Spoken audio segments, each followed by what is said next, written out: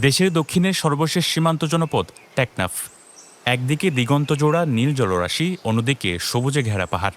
প্রকৃতির অপরূপ সৌন্দর্যে ঘেরা, যেন এক জীবন্ত ক্যানভাস। কিন্তু এই অপার সৌন্দর্যের আড়ালে লুকিয়ে আছে মানুষের দীর্ঘদিনের যন্ত্রণা, নানা সংকট, বঞ্চনা এবং অমীমাংসিত দুর্দশার গল্প। বাস্তুচ্যুত রোহিঙ্গাদের আশ্রয় দেওয়ার পর থেকেই এই জনপদের শিক্ষা, নিরাপত্তা ও কর্মসংস্থানে পড়েছে ব্যাপক প্রভাব। স্থানীয় জনগোষ্ঠীর স্বাস্থ্যসেবার একমাত্র ভরসা 50 শয্যার উপজেলা স্বাস্থ্য কমপ্লেক্স। কাগজে কলমে প্রয়োজনীয় চিকিৎসক ও নার্সের পদ থাকলেও বাস্তবতায় দেখা যায় ভিন্ন চিত্র। চিকিৎসা ক্ষেত্রে আমাদের হসপিটালের সংকট। একটা নারী ডেলিভারি হতে গেলে আমাদের কক্সবাজারে যেতে হয়, যেতে যেতে আমাদের অনেক সমস্যা হয়ে যায়। সেখানে তেমন একটি চিকিৎসা কিন্তু দেওয়া হয় না, মানে উন্নত মানের কোনো প্রযুক্তি যন্ত্রপাতি কিন্তু নেই।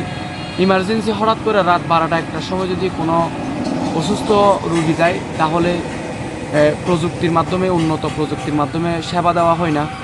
এবং যে সরকারি হসপিটালগুলো রয়েছে সেখানে কোনো প্রকার অ্যাম্বুলেন্স ব্যবস্থা নেই। শুধু তাই নয়, সীমান্ত অরক্ষিত থাকায় প্রতিনিয়ত মাদকের বিস্তার ঘটছে এই উপজেলায়। পাশাপাশি আইন শৃঙ্খলা পরিস্থিতির অবনতির কারণে অপহরণ, খুন সহ নানা স্পর্শকাতর ঘটনা ঘটছে হরহামেশাই। 1000 জনে মাদক নিয়ে গেলে একটাই ধরতে পারে না, কারণ তারা বুকের মধ্যে হাত দিয়ে কি বুঝতে পারে যে সে ইয়াবা নিয়ে যাচ্ছে কিনা যাচ্ছে না। বুক একটু কাঁপলে তারা চেক করে, বুক না কাঁপলে তাকে চেক করে না। তাহলে হার্টবিট দিয়ে তো ভাই আর চেক করার এটা সিস্টেমটা হয় না। টেকনাফের আইন শৃঙ্খলা পরিস্থিতি ফিরিয়ে নিয়ে আসবেন। অপহরণ, মানব পাচারকারী, এরপর মাদক খাবারীদের বিরুদ্ধে জিরো টলারেন্স ঘোষণা দিবেন। দেশের অর্থনীতিতে গুরুত্বপূর্ণ অবদান রাখছেন টেকনাফের লবণ চাষিরা, কিন্তু বর্তমানে তারা রয়েছেন চরম অনিশ্চয়তা ও সংকটের মধ্যে। উৎপাদিত লবণের ন্যায্য মূল্য না পাওয়ায় ঋণের বোঝা নিয়ে পেশা টিকিয়ে রাখা কঠিন হয়ে পড়েছে তাদের জন্য। আর দাম পাইলে আর সরকারের ধন্যবাদ। মারি যেন সুষ্ঠুভাবে লবণ যদি 400 টাকা 500 টাকা যদি আরো বেশি পারি, আর আর লেখাপড়া খরচ দিবে, বেগিন দিবে।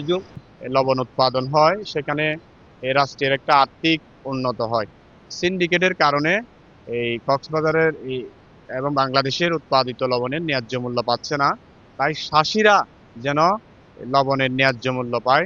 সারা বাংলাদেশের ন্যায় এই যে কক্সবাজারবাসীর অধিকাংশ মৌজার যে ক্রয় বিক্রয় অনুমতি নিতে হয়, অনাপত্তিপত্র গ্রহণ করতে হয়, এটা বাতিল করা হোক না, নতুবা এটাকে সহজ উপায়ে যাতে সহজে নিতে পারে সেই ব্যবস্থা করা হোক। প্রধানমন্ত্রীর সফর কেবল আনুষ্ঠানিকতায় সীমাবদ্ধ থাকবে না, বরং টেকনাফের দীর্ঘদিনের সমস্যা ও সম্ভাবনাগুলোকে গুরুত্ব দিয়ে বাস্তবমুখী সিদ্ধান্ত নেওয়া হবে।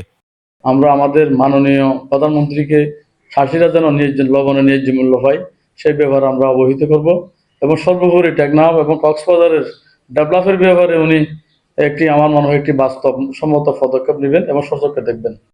সীমান্ত এলাকার মানুষের দুঃখ দুর্দশা লাঘব, স্বাস্থ্যসেবার উন্নয়ন, শিক্ষা সম্প্রসারণ, লবণ শিল্পের সুরক্ষা এবং সার্বিক নিরাপত্তা নিশ্চিত করতে কার্যকর পদক্ষেপের অপেক্ষায় রয়েছে টেকনাফবাসী। এখন তাদের একটাই প্রত্যাশা, প্রতিশ্রুতির গণ্ডি পেরিয়ে বাস্তব উন্নয়নের ছোঁয়া পৌঁছে যাক সীমান্তের এই জনপদে। News desk, পেনুয়া।